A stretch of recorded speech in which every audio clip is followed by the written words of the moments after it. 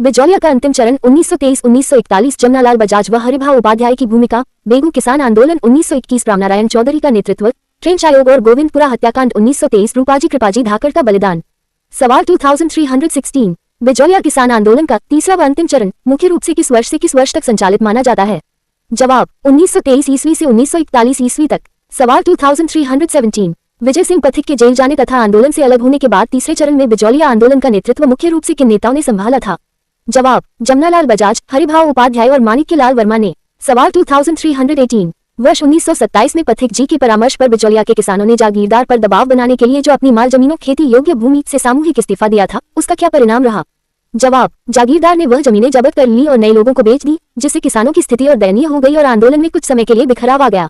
सवाल 2319 गांधी जी के निर्देश पर किस राष्ट्रीय नेता ने वर्ष 1931 में बिजौलिया के किसानों की जमीनों को वापस दिलाने के लिए मेवाड़ के प्रधानमंत्री सुखदेव प्रसाद से लंबी वार्ता की थी?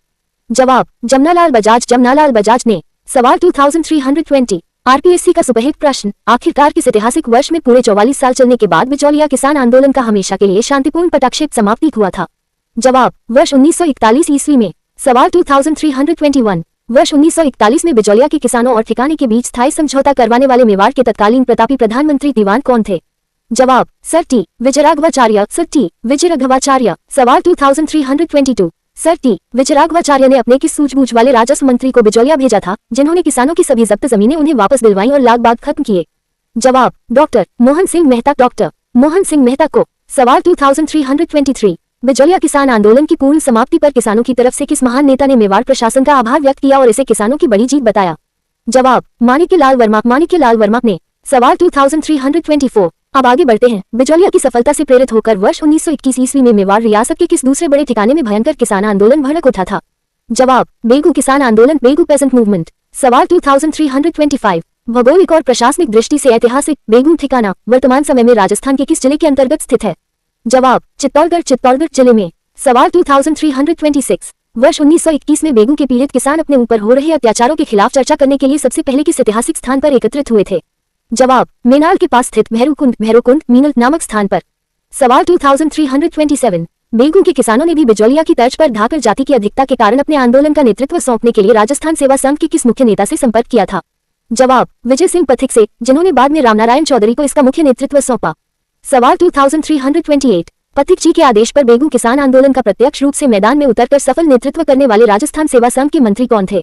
जवाब रामनारायण चौधरी। सवाल 2329 बेगू किसान आंदोलन की शुरुआत के समय वहां के क्रूर और दमनकारी जागीरदार राव राजा का क्या नाम था? जवाब राव अनूप सिंह। सवाल 2330 बेगू ठिकाने के जागीरदार द्वारा वहां के धाकड़ किसानों पर कुल कितने प्रकार के दमनकारी लागबाग और कर थोपे गए थे?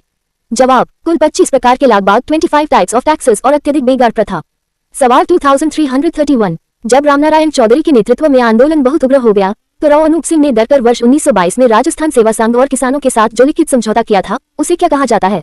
जवाब बेगू का ऐतिहासिक बोल्शेविक समझौता, बोल्शेविक एग्रीमेंट। सवाल 2332 आरपीएससी प्रीलिम्स का कोर प्रश्न, राव अनूप सिंह और किसानों के बीच हुए इस समझौते को मेवाड़ सरकार और ब्रिटिश रेजिडेंट ने बोल्शेविक संज्ञा क्यों दी थी? जवाब क्योंकि अंग्रेजों को लगा कि यह समझौता रूस की साम्यवादी बोल्शेविक क्रांति की तरह जागीरदारों की सत्ता को पूरी तरह उखाड़ फेंकने की किसानों की एक सोची समझी कूटनीति है। सवाल 2333 मेवाड़ सरकार ने इस बोल्शेविक समझौते को पूरी तरह से अमान्य रद्द घोषित करते हुए बेगू के जागीरदार राव अनूप सिंह के साथ क्या दमनकारी कदम उठाया? जवाब राव अनूप सिंह को उदयपुर में नजरबंद कर दिया गया और बेगू ठिकाने पर मुनसरमात सरकारी नियंत्रण लागू कर दिया।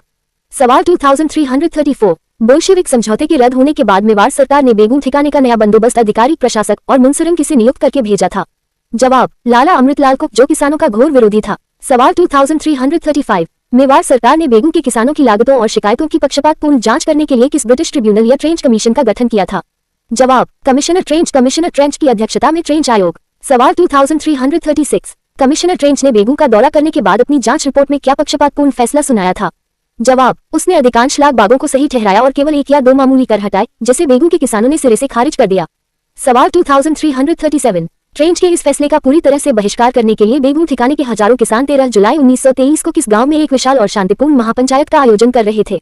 जवाब गोविंदपुरा गांव में। सवाल 2338 राजस्थान के इतिहास का दूसरा सबसे दर्दनाक कांड 13 जुलाई 1923 को गोविंदपुरा गांव में एकत्र शांत किसानों पर किसने अंधाधुंध गोलियां चलाने और पूरे गांव को आग लगाने का क्रूर आदेश दिया था? जवाब ब्रिटिश अधिकारी कमिश्नर ट्रेंच ने सेना के साथ मिलकर। सवाल 2339 आरपीएससी और सब इंस्पेक्टर परीक्षा का मोस्ट रिपीटेड प्रश्न। गोविंदपुरा हत्याकांड 13 जुलाई 1923 के दौरान ट्रेंच की गोलियों का सामना करते हुए कौन से दो वीर धाकड़ किसान मौके पर ही शहीद हो गए थे? जवाब, रूपाजी धाकड़ और कृपाजी धाकड़। सवाल 2340 रूपाजी और कृपाजी धाकड़ का ये सर्वोच्च बलिदान राजस्थान के किस किसान आंदोलन का सबसे मुख्य और ऐतिहासिक गौरव स्तंभ माना जाता है? जवाब, बेगू किसान आंदोलन, बेगू पेसेंट मूवमेंट। सवाल 2341 गोविंदपुरा कांड के बाद ब्रिटिश सरकार ने दमन चक्र बढ़ाते हुए राजस्थान सेवा संघ के किस शीर्ष नेता को सितंबर 1923 में बेगू से गिरफ्तार कर लिया था? जवाब, विजय सिंह पथिक को। वे गुप्त रूप से किसानों से मिलने बेगू पहुंचे थे।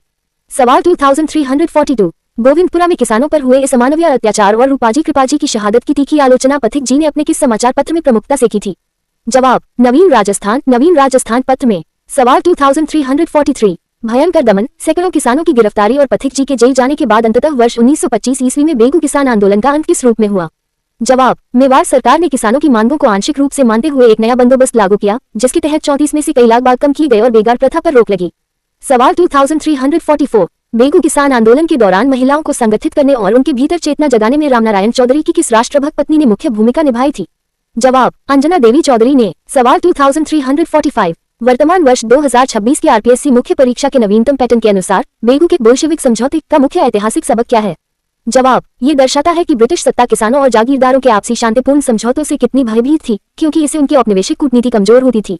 सवाल 2346 बेगू आंदोलन के दौरान किसानों ने अदालतों और सरकारी दफ्तरों का पूरी तरह बहिष्कार करके अपनी कौन सी समानांतर व्यवस्था लागू की थी?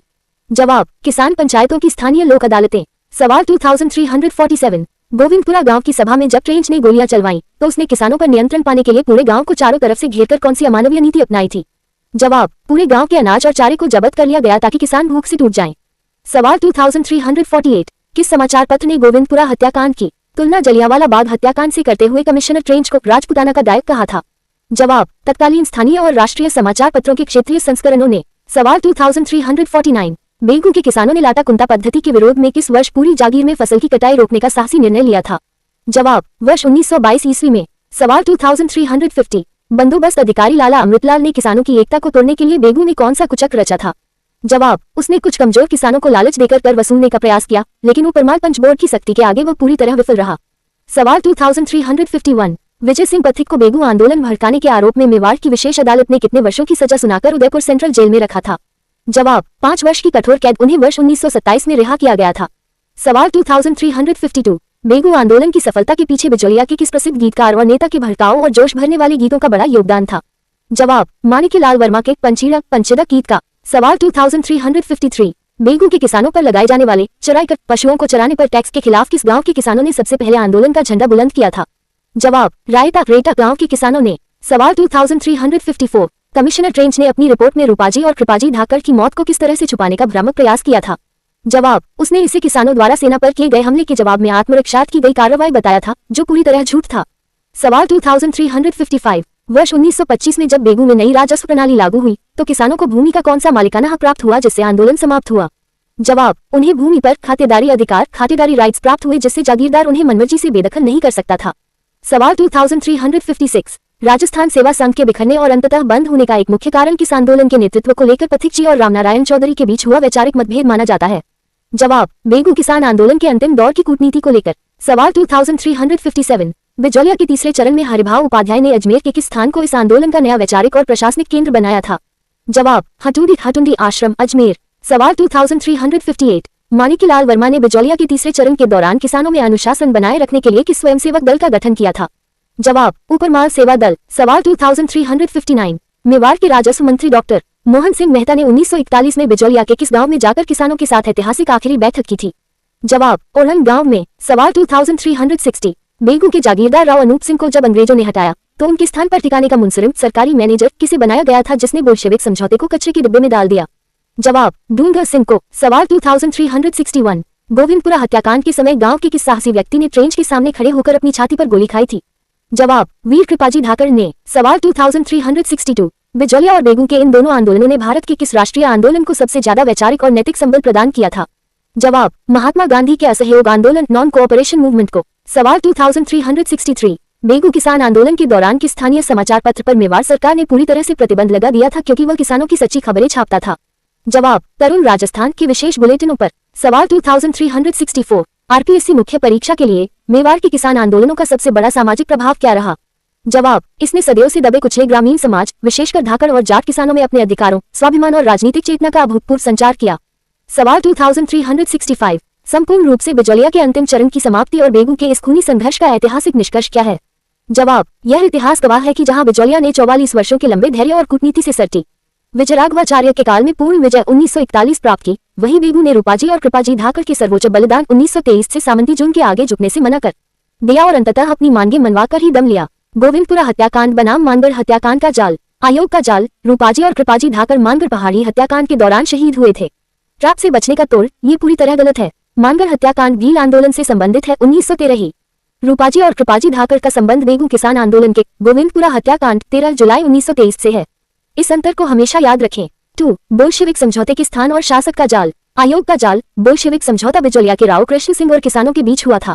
सत्य तथ्य, बिल्कुल गलत। ये समझौता बेगू ठिकाने के जागीरदार राव अनूप सिंह और राजस्थान सेवा संघ के बीच 1922 में हुआ था, जिसे अंग्रेजों ने रद्द कर दिया था। बिजौलिया तीसरा चरण 1923-1941 नेतृत्व जमनालाल बजाज, हरिभाव उपाध्याय। समाप्ति 1941 ही में एक मध्यस्थ प्रधानमंत्री सर टी विजयराघवाचार्य व राजस्व मंत्री डॉक्टर मोहन सिंह मेहता। बेगू किसान आंदोलन 1921 शुरुआत मीनाल का भैरूकुंड, नेतृत्व रामनारायण चौधरी, जागीरदार राव अनूप सिंह, जाति धाकड़ किसान। बोल्शेविक समझौता 1922 राव अनूप सिंह व किसानों के बीच समझौता, जिसे ब्रिटिश सरकार ने बोल्शेविक कहकर रद्द कर दिया। गोविंदपुरा हत्याकांड 13 जुलाई 1923 कमिश्नर ट्रेंच के आदेश पर गोलियां चली, रूपाजी धाकड़ और कृपाजी धाकड़ शहीद हुए। परिणाम 1925 में नया बंदोबस्त लागू, अधिकांश लाग बाग व बेगार प्रथा समाप्त।